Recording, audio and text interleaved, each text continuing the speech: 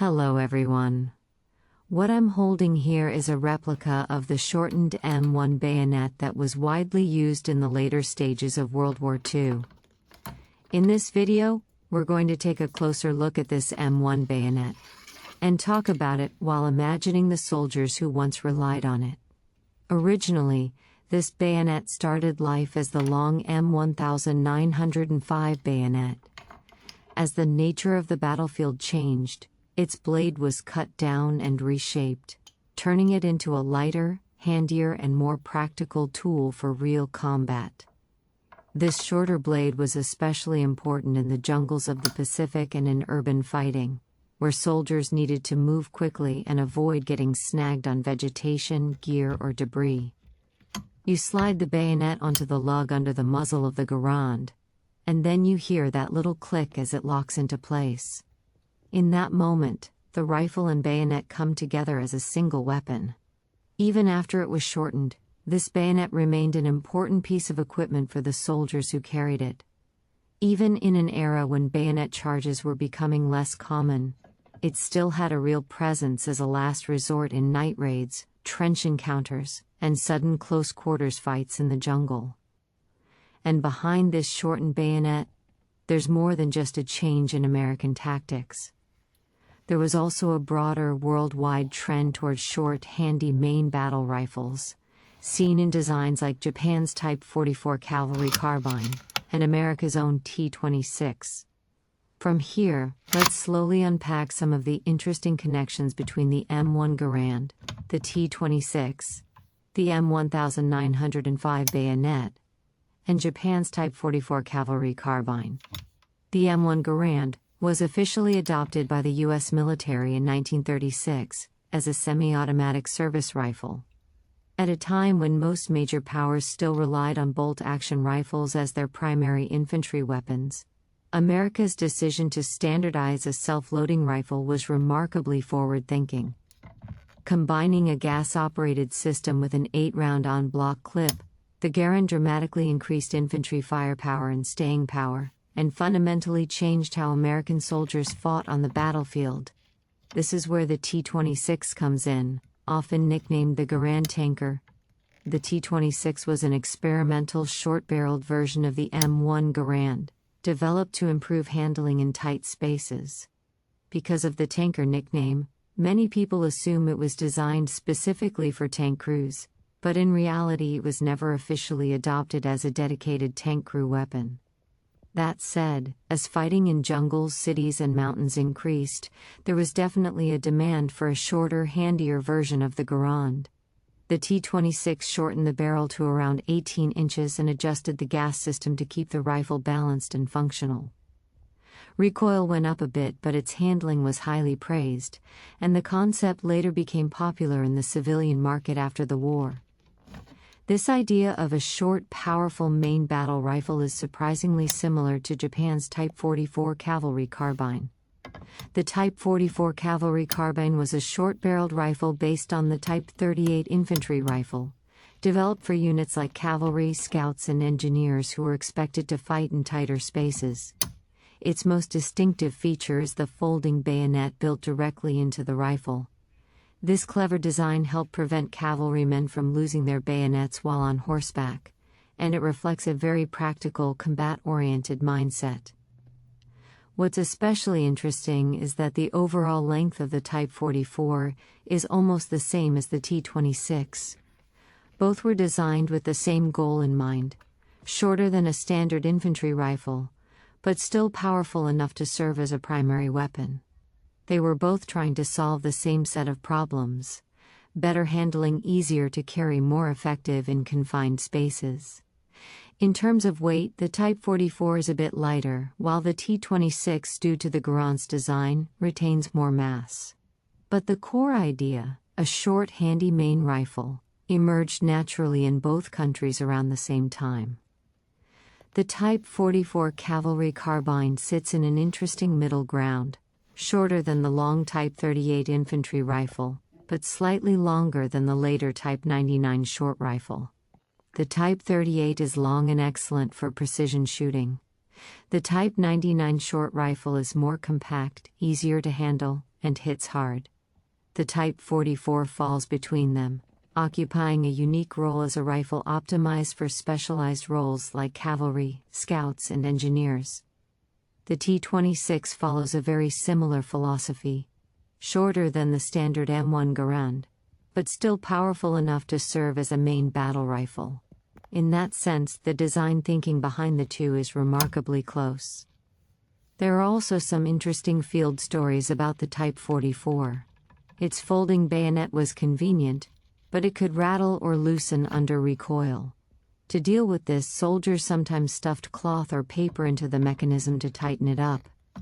This is very similar to the issue of play or looseness when mounting an M1905 bayonet on an M1 Garand. In both cases, a bit of mechanical play was built into the design, and soldiers in the field found their own ways to work around it. The Type 44 wasn't just used by cavalry, it was also favored by reconnaissance units and engineers, and many soldiers appreciated it as a short, easy-to-handle rifle that expanded what they could do on the battlefield. That sentiment lines up closely with why the T-26 concept existed in the first place. The classic bayonet associated with the M1 Garand is the M1905 bayonet. It was originally designed for the M1903 Springfield rifle, and later adapted for use on the Garand as well. With a blade length of about 16 inches, early versions had a bright finish, while later wartime models were parkerized or otherwise darkened. When you mount a full-length M1905 on a short-barreled rifle like the T-26, the bayonet looks even longer by comparison, creating a very striking silhouette, a short rifle with a long blade. During World War II, the U.S. military began to realize that the full-length M1905 bayonet wasn't ideal for modern combat. Bayonet charges were becoming less common. The long blade was awkward in jungle fighting, resources needed to be conserved, and other nations were moving toward shorter bayonets. As a result, many M1905 bayonets were cut down and reworked into what we now call the M1 bayonet. The blade was shortened, the tip was reground, and the surface was refinished. The original markings were left in place, which is why you can find M1 bayonets with dates that don't match their apparent era. When you attach an M1905 bayonet to an M1 Garand, you'll often notice a bit of front-to-back movement, maybe 1 or 2 millimeters. This isn't a defect. It's a result of how the parts were designed. The M1905 was originally built for the M1903, so its dimensions don't perfectly match the Garand.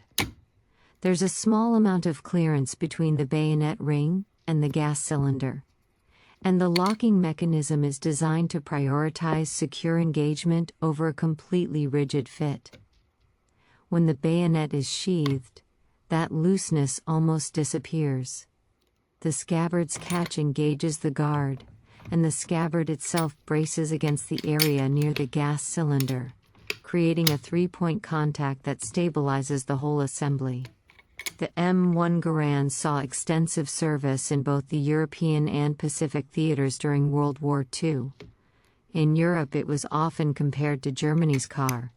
In the Pacific, it was compared to Japan's Type 38 and Type 99 rifles. Each theater highlighted different strengths and weaknesses. If the T-26 had been mass-produced, its improved handling in jungle terrain might have made it even more valuable in the Pacific. The M1 Garand continued to serve as a primary rifle during the Korean War.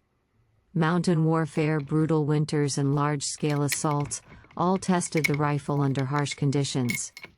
Through it all, the Garand maintained a strong reputation for reliability and stopping power.